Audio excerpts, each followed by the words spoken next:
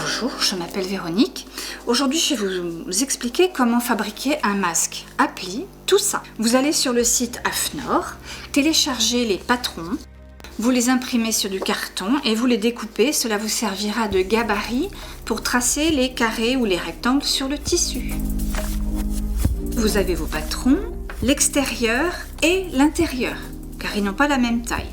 Du tissu épais en coton, des élastiques, des épingles, ciseaux, règles et crayons. Une fois qu'on a bien lavé son tissu, on positionne ses patrons bien sur le tissu et on prend les marques qui permettent ensuite de faire tous les plis et on trace avec un crayon à papier tout bête. On marque bien les pointillés des différents plis et on découpe ces deux gabarits pour continuer le travail. Étape 2, une fois que vous avez découpé vos patrons, vous allez plier les plis, les pointiller sur les traits soigneusement. Vous les aplatissez soit avec l'ongle, et si le tissu est trop épais, avec le fer à repasser sans vapeur. Et ensuite vous mettez des épingles sur les plis pour les tenir pour la suite du travail. Et vous faites ça sur les deux morceaux, intérieur et extérieur. Étape 3, nos deux patrons, l'intérieur et l'extérieur, que nous allons positionner de manière à ce que les plis soient tous les deux dans les mêmes sens. Nous les mettrons endroit contre endroit et avec des épingles, nous piquons au coin du travail pour les maintenir ensemble.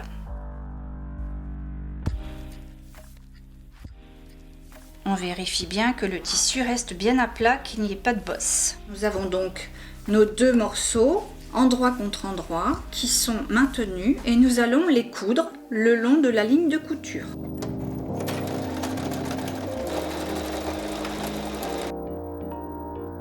Étape 4, nous avons cousu nos deux parties par le bas et nous allons installer les élastiques. Donc vous prenez de l'élastique un peu épais, vous en coupez deux bandes de 20 cm à peu près. Et puis vous l'installez sur la partie interne du masque en restant bien au bord de la couture, bien sur le plat. Ensuite, nous allons fermer le travail et maintenir avec des épingles sur les bords pour pouvoir les coudre. Donc voilà, nous sommes à l'étape 5.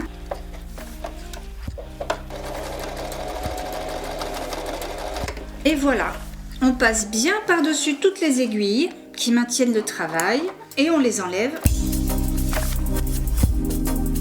Donc étape 6, on a enlevé nos aiguilles. Maintenant, nous allons retourner notre travail. Donc, on met bien le doigt dans les coins pour pousser et on tire bien sur les côtés pour mettre les plis à plat. Et notre travail est dans le bon sens. Nous allons faire l'ourlet supérieur. Donc, nous allons plier une fois et deux fois le tissu pour le maintenir avec des aiguilles de façon à pouvoir le coudre tout le long. Un tissu épais peut rester coincé dans la machine. C'est une opération un peu délicate. On a 3 épaisseurs de tissu. N'hésitez pas à attraper le fil derrière pour avancer. Donc voilà, votre travail est terminé. Un dernier coup de repassage pour bien aplatir les coutures. Merci d'avoir suivi ce tutoriel et n'oubliez pas les gestes barrières.